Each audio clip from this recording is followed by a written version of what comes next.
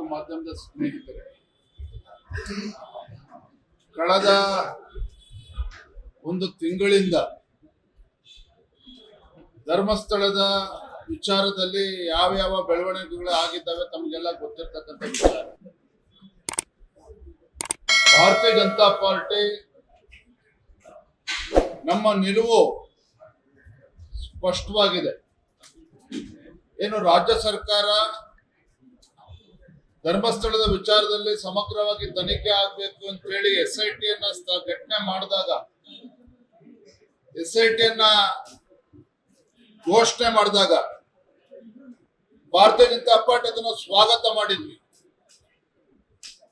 ಏನು ಈ ವಿಚಾರದಲ್ಲಿ ಸಮಗ್ರವಾಗಿ ತನಿಖೆ ಆಗಬೇಕು, ಪಾರದರ್ಶಕವಾಗಿ ತನಿಖೆ ಆಗಬೇಕು,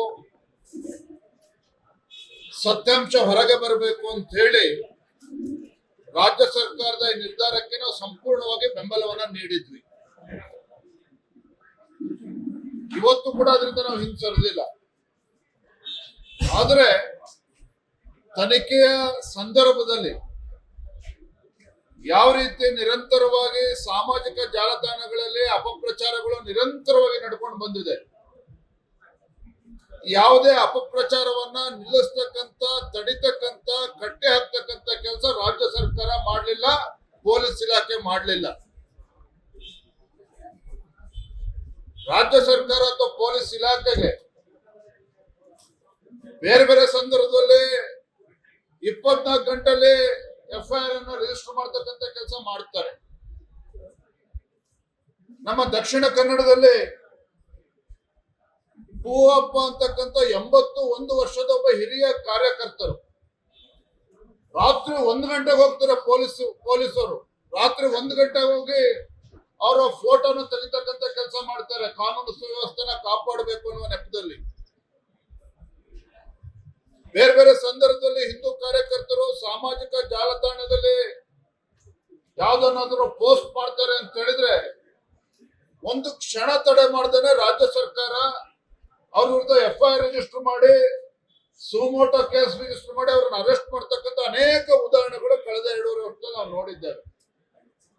ಆದ್ರೆ ಧರ್ಮಸ್ಥಳದ ವಿಚಾರ ಬಂದಾಗ ಕೋಟ್ಯಾಂತರ ಭಕ್ತರ ಭಾವನೆಗೆ ಧಕ್ಕೆ ತರ್ತಾ ಇದ್ರು ಸಹ ಈ ಅಪಪ್ರಚಾರಗಳು ರಾಜ್ಯ ಸರ್ಕಾರ ಇದನ್ನ ತಡಿತಕ್ಕಂಥ ಕೆಲಸ ಮಾಡಲಿಲ್ಲ. ಇದು ವ್ಯವಸ್ಥಿತವಾಗಿರ್ತಕ್ಕಂಥ ಷಡ್ಯಂತ್ರ ರಾಜ್ಯ ಸರ್ಕಾರದ ವತಿಯಿಂದ. ಈ ಅಪಪ್ರಚಾರಗಳನ್ನ ತಡಿಬೇಕು ಅಂತಕ್ಕಂಥ ಇಚ್ಛಾಶಕ್ತಿ ರಾಜ್ಯ ಸರ್ಕಾರಕ್ಕೆ ಇರ್ಲಿಲ್ವೋ, ಅಥವಾ ರಾಜ್ಯ ಸರ್ಕಾರವೇ ಎಲ್ಲೊಂದ್ ಕಡೆ ಅಪಪ್ರಚಾರಕ್ಕೆ ಕುಮ್ಮಕ್ಕನ್ನ ಕೂಡ ನೀಡ್ತಾ ಇದೆಯೋ?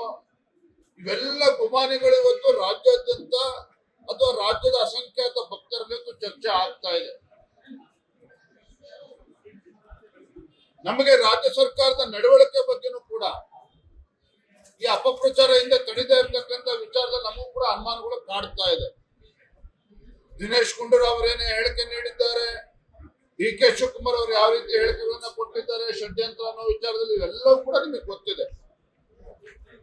ಎಲ್ಲದರ ನಡುವೆನೂ ಕೂಡ ಇವತ್ತಿಗೂ ಕೂಡ ಯಾವ ದುಷ್ಟ ಶಕ್ತಿಗಳು ಈ ಷಡ್ಯಂತ್ರದ ಹಿಂದೆ ಕೆಲಸ ಮಾಡ್ತಾ ಇದೆ, ಯಾವ ಸಂಘಟನೆಗಳು ಇದಕ್ಕೆ ಶಕ್ತಿ ತುಂಬುವಂತ ಕೆಲಸ ಮಾಡ್ತಾ ಇದ್ದಾವೆ, ಇದನ್ನ ಬಲಿ ಹಾಕ್ತಕ್ಕಂಥ ಕೆಲಸಕ್ಕೆ ರಾಜ್ಯ ಸರ್ಕಾರ ಮಾಡದೇ ಇರ್ತಕ್ಕಂಥ ಸಂದರ್ಭದಲ್ಲಿ ಭಾರತೀಯ ಜನತಾ ಪಾರ್ಟಿ ನಾವಿವತ್ತು ನಿರ್ಧಾರ ಮಾಡಿದ್ದೇವೆ.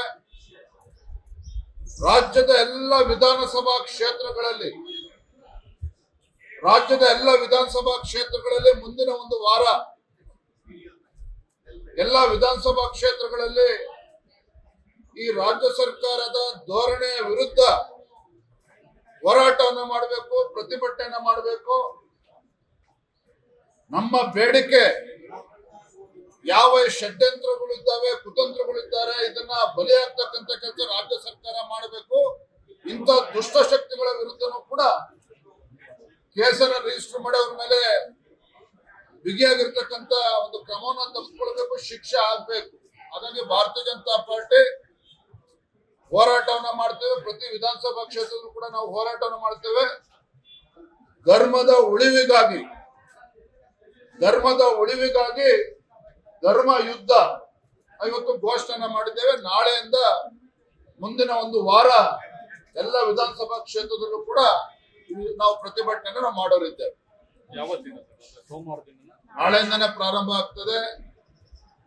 ನಾವು ಮೊನ್ನೆನೆ ಎಲ್ಲ ನಮ್ಮ ಜಿಲ್ಲಾ ಅಧ್ಯಕ್ಷರುಗಳು ಪಕ್ಷದ ಎಲ್ಲ ಹಿರಿಯ ಪದಾಧಿಕಾರಿಗಳ ಜೊತೆ ಚರ್ಚೆನೂ ಕೂಡ ಮಾಡಿದ್ದೇವೆ. ನಾಳೆಯಿಂದನೇ, ಯಾಕೆಂದ್ರೆ ಇವತ್ತು 3-4 ಹಂತದಲ್ಲಿ ಹೋರಾಟ ಆಗ್ತಕ್ಕಂಥದ್ದು ಎಲ್ಲ ವಿಧಾನಸಭಾ ಕ್ಷೇತ್ರಗಳಲ್ಲಿ ನಾಳೆಯಿಂದ ಚಾಲನೆ ಕೊಡ್ತಾ ಇದ್ದೇವೆ. ನಾಳೆಯಿಂದ ಹೋರಾಟ ಪ್ರಾರಂಭ ಆಗ್ತದೆ. ಇದೇ ಸಂದರ್ಭದಲ್ಲಿ BL ಸಂತೋಷ್ ಅವರ ಭಾಷಣಕ್ಕೆ ಸಂಬಂಧಪಟ್ಟಂತೆ ದೂರನ್ನು ಕೂಡ ಕೊಡಲಾಗಿತ್ತು. ಈಗ ಬ್ರಹ್ಮಾವರ ಪೊಲೀಸರು ಈಗ ಮಹೇಶ್ ಶೆಟ್ಟಿ ಅವರ ವಶಕ್ಕೆ ಕೊಡ್ತಾರೆ.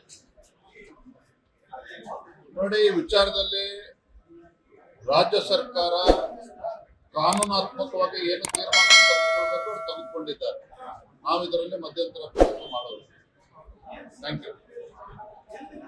ಲೇಟೆಸ್ಟ್ ಹಾಗೂ ಇಂಟ್ರೆಸ್ಟಿಂಗ್ ಸುದ್ದಿಗಳಿಗಾಗಿ ಬಾಸ್ ಟಿವಿ ಕನ್ನಡ ಚಾನೆಲ್ನ ಸಬ್ಸ್ಕ್ರೈಬ್ ಮಾಡಿ. ಹಾಗೆಯೇ ಬೆಲ್ ಐಕಾನ್ ಪ್ರೆಸ್ ಮಾಡಿ. ಇದರ ಜೊತೆಗೆ ಫೇಸ್ಬುಕ್, ಇನ್ಸ್ಟಾಗ್ರಾಮ್, ಎಕ್ಸ್ನಲ್ಲೂ ಮಿಸ್ ಮಾಡದೆ ಫಾಲೋ ಮಾಡಿ.